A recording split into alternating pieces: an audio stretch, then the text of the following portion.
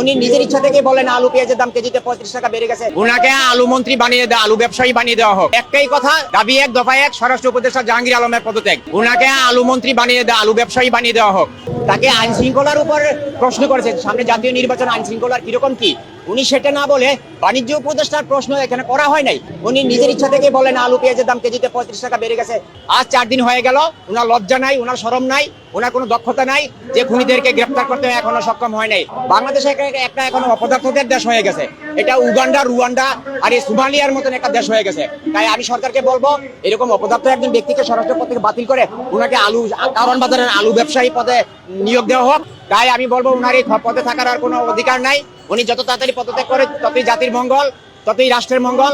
আমরা এমন অপদার্থ একজন ব্যক্তিকে স্বরাষ্ট্র উপদেষ্টা হিসেবে দেখতে চাই না। আমরা একজন যোগ্য ব্যক্তিকে দেখতে চাই। উনি পদত্যাগ করুক। ইউনূস সরকারের প্রতি অনুরোধ, আপনার চারপাশে যে উপদেষ্টা পরিষদে ভারতীয় দালালেরা আছে, এদেরকে আপনি ছাঁটাই করুন, এদেরকে আপনি বহিষ্কার করুন এবং এদেরকে আইনের আওতায় এনে যোগ্য ব্যক্তিদেরকে উপদেষ্টা পরিষদে আপনি নিয়োগ দান করুন। আমরা কোনো ভারতীয় আধিপত্যবাদ মানবো না।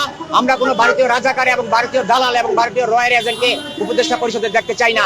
আমার দাবি সরকারের কাছে একটাই, অনতি বিলম্বে উপদেষ্টা পরিষদকে আপনি পুনর্গঠন করুন, উপদেষ্টা পরিষদকে বাতিল করুন এবং আজকের যে ওসমান হাদি ভাই যে মুমূর্ষু অবস্থায় হাসপাতালে জীবন মৃত্যু সন্ধিক্ষণে আছে, ওনার উন্নত চিকিৎসার আপনারা ব্যবস্থা করুন, নয়তো আমরা সারা বাংলাদেশ ব্লকেট করে দিব। জাতীয় নির্বাচনকে সামনে রেখে তফসিল ঘোষণার একদিন পরে কিভাবে একজন কালচারাল জুলাই মঞ্চের, ইনকিলাব মঞ্চের হাদি ভাইয়ের উপরে গুলি করলো, প্রশাসন আজ পর্যন্ত কোনো দৃশ্যমান কিছু করতে পারলো না। অতএব আমরা চাই আজকের মধ্যে এই অথর্ব অপদার্থ উপদেষ্টাকে পদত্যাগ করতে হবে। পদত্যাগ করে যোগ্য লোক দিয়ে এই আইন শৃঙ্খলা বাহিনীকে ঢেলে সাজাতে হবে, তবে একটি জাতীয় নির্বাচন হবে।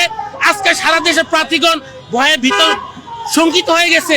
এই যদি পরিস্থিতি চলতে থাকে তাহলে জাতীয় নির্বাচন এই প্রশাসন, এই উপদেষ্টা পরিষদ কিভাবে করবে? এটা তো এখন দেশের মানুষের সবচেয়ে বড় প্রশ্ন। দিনের আলোতে সেখানে বিজয়নগরে কিভাবে গুলিবিদ্ধ হয়ে গেল সেই সন্ত্রাসীগুলো, তারা বলতেছে কখনো ট্রেনে আছে, কখনো রাস্তাঘাটে আছে, কখনো পালিয়ে যাওয়ার চেষ্টা করছে। আমরা চাই এত সকল বাদ দিয়ে এই উপদেষ্টা, অথর্ব উপদেষ্টাকে, জাহাঙ্গীরকে পদত্যাগ করতে হবে। অন্যথায় দেশের মানুষ তার বিরুদ্ধে জুলাই গণঅভ্যুত্থানের মতো আবারও এই দেশের মানুষ নামবে।